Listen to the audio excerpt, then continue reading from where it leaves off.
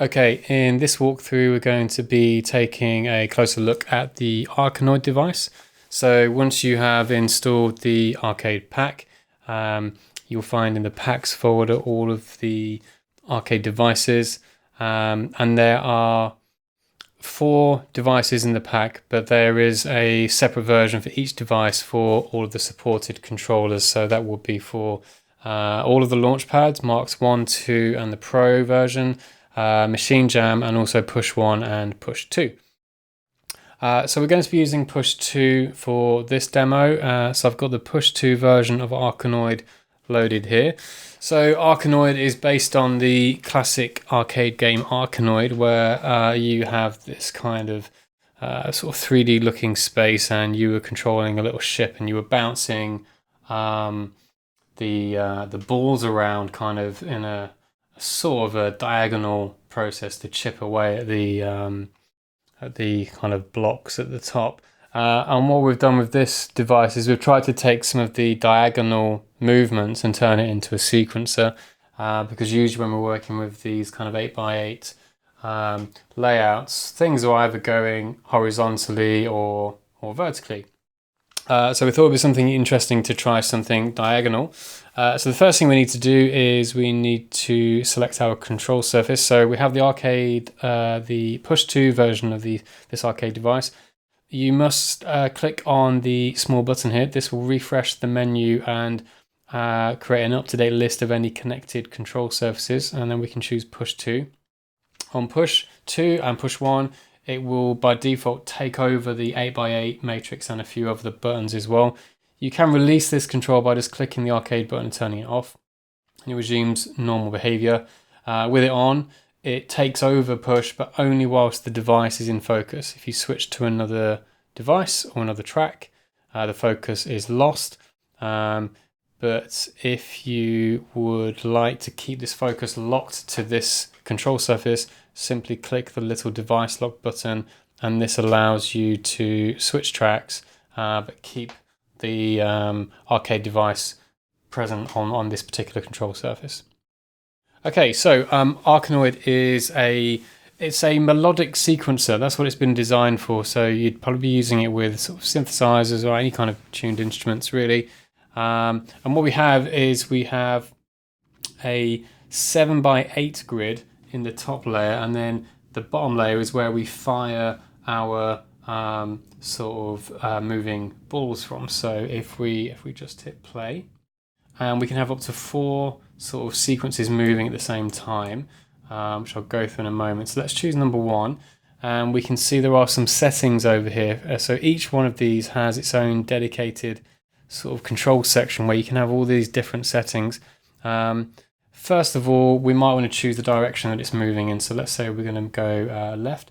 When we press any of the bottom pads, it triggers the ball and it bounces around. And what we have on the main 7x8 grid are note triggers. So if the ball passes over any of these, it will trigger a note. And this is what we can edit here. We can change this grid. We could take the ones off the bottom.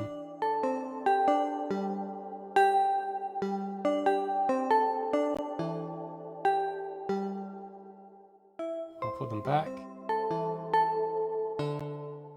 The slightly brighter ones are accent notes. You can access these by holding down Shift, and you can add or remove accent notes, and you can choose how the level of the accent notes there. And that means if our velocity is set quite low, but our accent is on max, we'll get quite a big difference when we trigger an accent note, like so.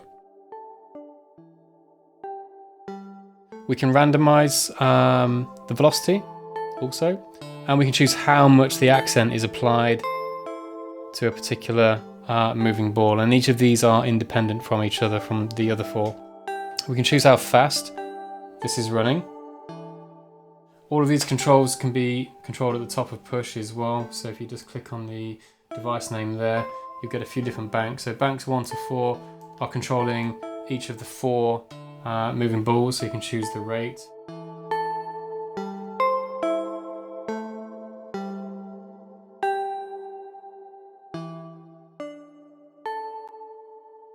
We can choose things like the octave as well.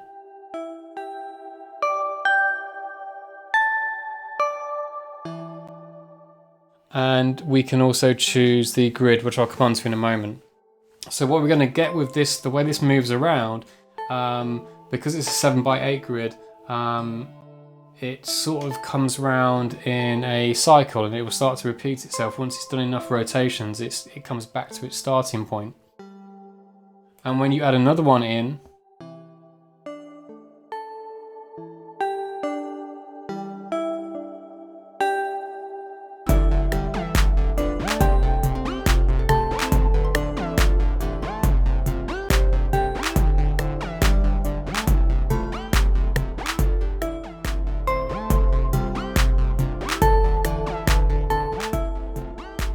and you can re-trigger these at any time. So if I have the yellow one selected here,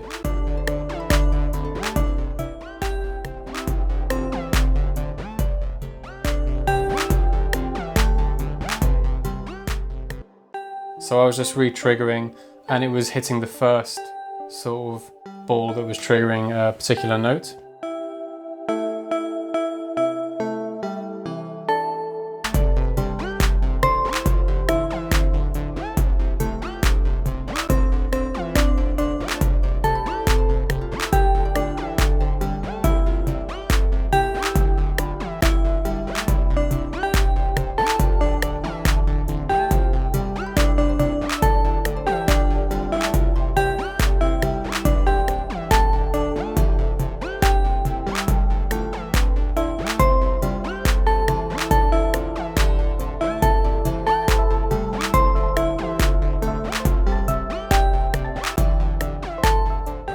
And at any time you can completely edit the grid of notes, and really the beauty of this is just coming up with different shapes, and it will create sort of a different interaction between the balls that are triggering them.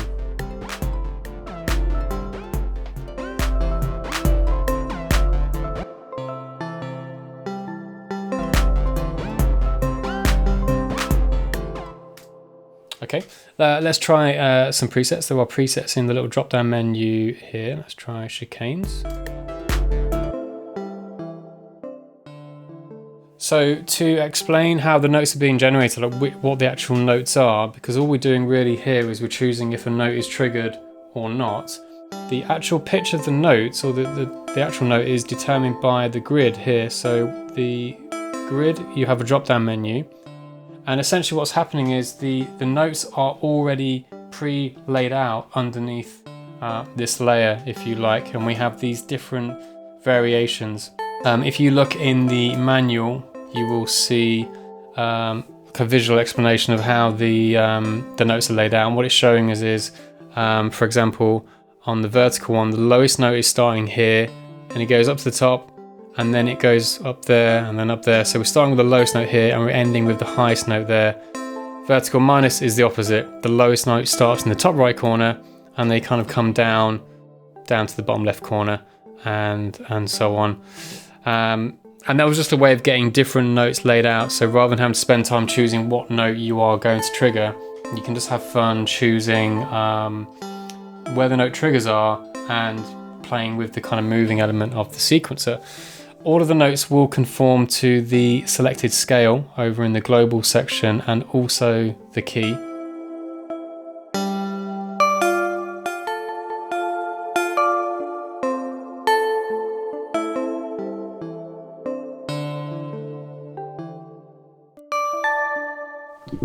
So by having the different sequencer engines running at different rates, different velocities, different ranges, different octaves, we can get fairly complex melodic patterns running. And something you might want to do is capture a loop of what's going on. So if I sort of stop some of the other balls running, if I hold down Shift, I can deactivate some of the balls. Let's do this.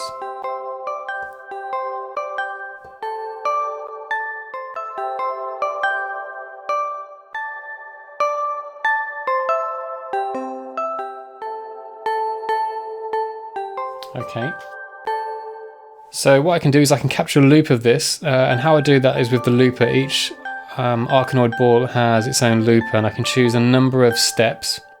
So I've got 8 steps selected here, and if I turn this on, okay, let's bring the next one in and loop 8 steps of the blue one.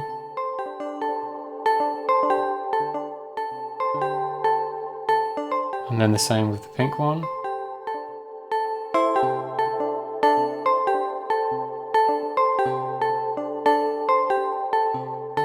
I need to re-loop that one.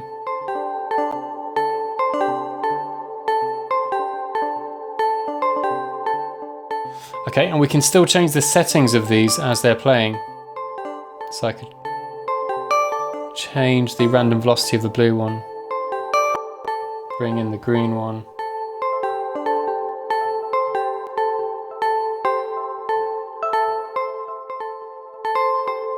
So even though it looks like they're moving quite randomly, they are looping 8 steps of their sort of sequence.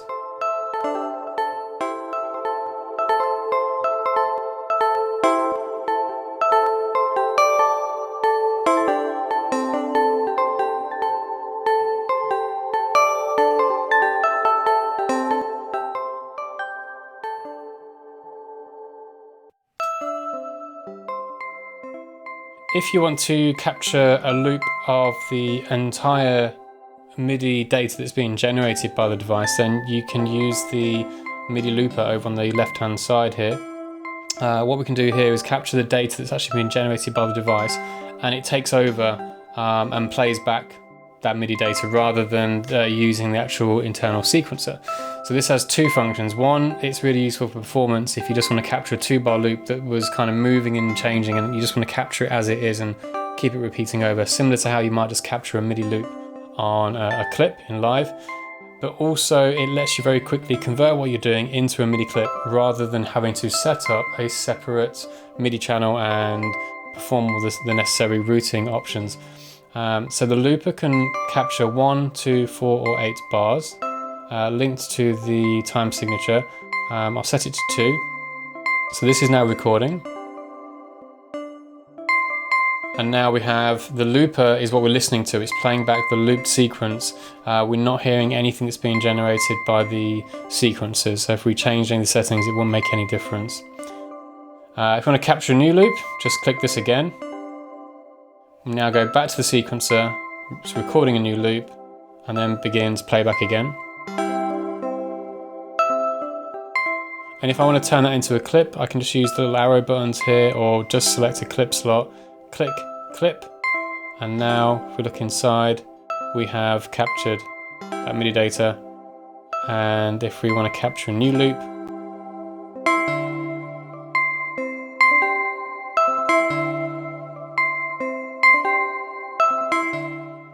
create another clip. There we go. So it's also a very quick way of just capturing a lot of the sort of cyclic and random elements that you might get from the sequencer and just turning them into little 2 or 4 bar loops that you might want to use in composition. At any point, click the red button to stop the loop and return back to the main sequencer. We have some MIDI options as well. The MIDI options is determining if MIDI is routed into the device or through. At the moment it's turned off. If we turn through on and we deactivate the takeover of the control surface, we can now trigger the instrument with our controller as usual. If we choose in, this works a little bit differently. It means the MIDI now from your controller or your keyboard is routed to the key of the note. So we're in C or up to D. So it means you can transpose with your keyboard as opposed to having to automate it.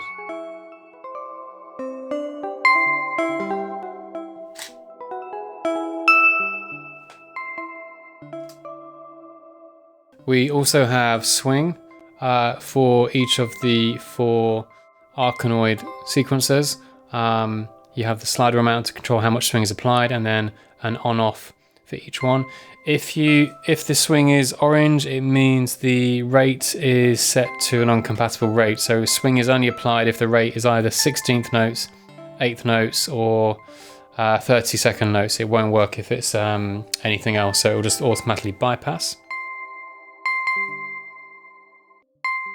At any point you can stop the currently selected, or you can stop all of the moving balls, and you can also clear the main grid matrix as well. Holding down Shift and clicking one of the scene launch buttons also stops an individual sequencer from running. For more info and more devices, check out the Isotonik Studios website, and be sure to check out the additional manuals for each of the arcade devices in this pack.